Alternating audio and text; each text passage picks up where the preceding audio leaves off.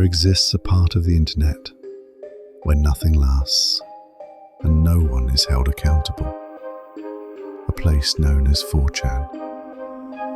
It was built on anonymity and chaos, where serious confessions exist side by side with jokes, hoaxes, and deliberate misinformation. Yet among those there are threads that feels unsettling because of what it shows and suggests. Over the years, some of these posts have gained significance after real-world events, forced people to look back and realize what they had seen. These are some of those disturbing, true stories.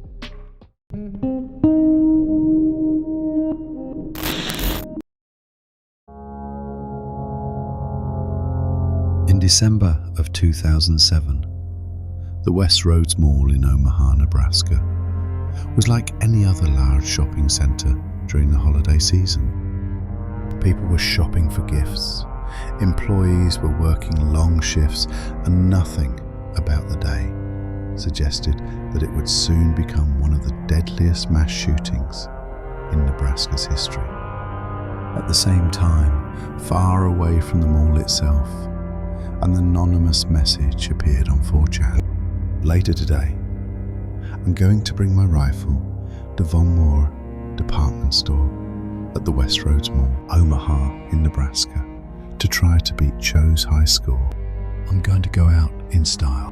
By Cho's high score, I think he referred to a mass shooting that happened earlier in April of 2007 at Virginia Tech.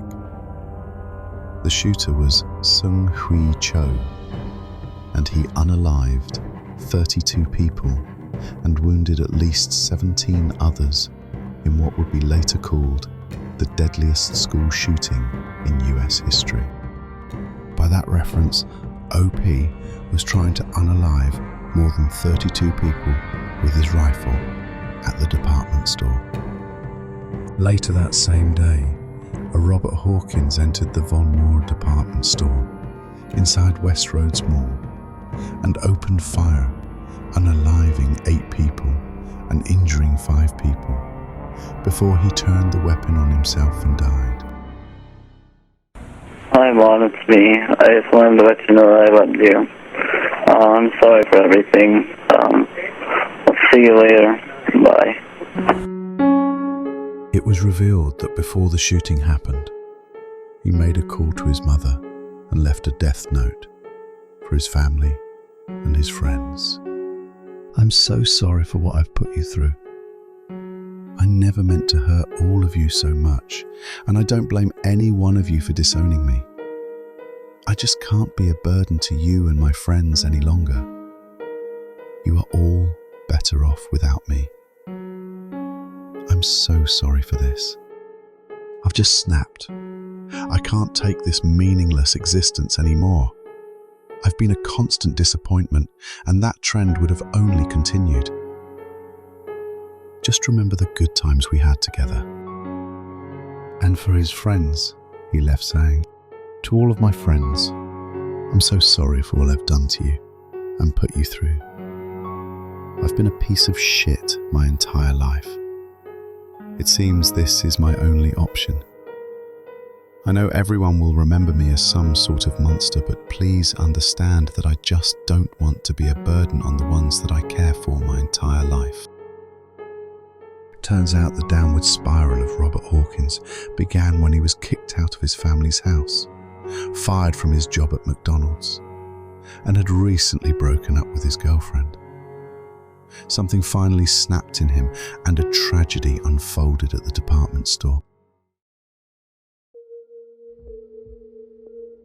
A thread pops up on December 22nd, 2018. Sorry guys, 2 beers left and I will go for it. It will ruin my life for years, so I need to get some courage. Unlike usual 4chan commenters, where they doubt everything and make jokes out of it, it was different this time. 4chaners were genuinely concerned about this thread. Perhaps they have already seen many disturbing things done here on 4chan. That's why they were trying to deter OP from harming others. Don't hurt others, Anon. Don't do it.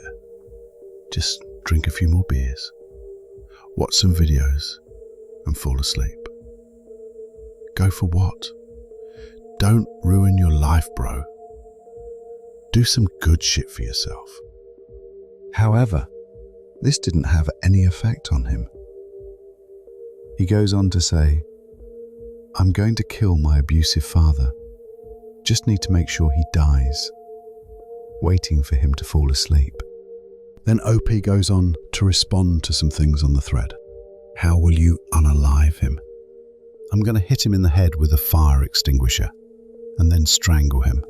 There's easier ways to get them than prison, friend. Tell it to the man who abused multiple women and me throughout his life. He is a violent rapist. I will be doing the world a favor. 14 kilograms fire extinguishers to the head should be enough. If not, then I'll try to cut his throat with the knife. Then just 20 minutes later, OP makes an ominous post. Wish me luck. And over a little half an hour later, OP makes a new upload with a picture that looks like it was taken straight out of a crime scene. I can't show you the picture for obvious reasons, but I can give you a little detail. There's a fire extinguisher on the place where the head would normally be resting, and what looks like blood is splattered all over the place. With it, OP writes, I'm about to call the police for myself. Sometime later, news starts pouring out of a murder that happened in Norway, connected to this specific 4chan post. It happened at the city of Sandnes, Rogaland County in Norway.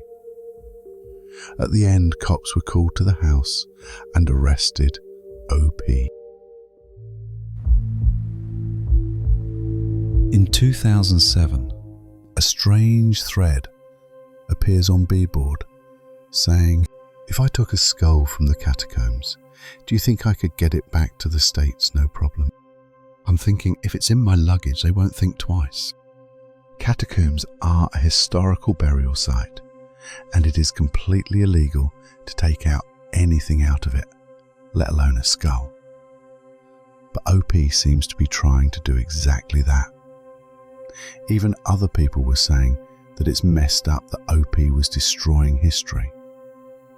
As one user points out, that's fucked up.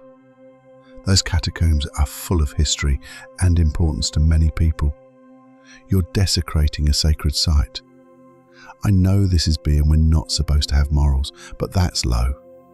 If you wanted a skull, you should have just done what the rest of us do and hired a babysitter with a nicely shaped head.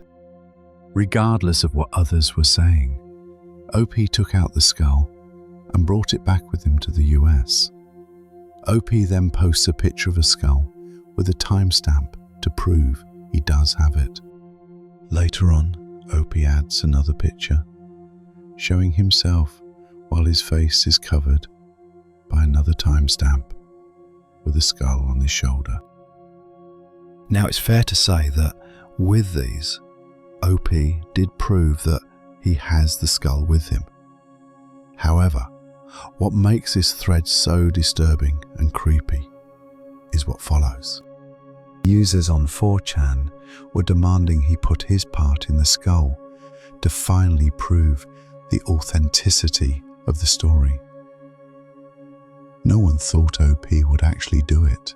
However, everyone was wrong. Sometime later, OP uploads several pictures of him putting his part inside the eye socket, back, and the mouth of the skull. Well, I now have nightmares thinking about these pictures. Is it technically necrophilia? Subscribe if you want to hear more disturbing and chilling stories.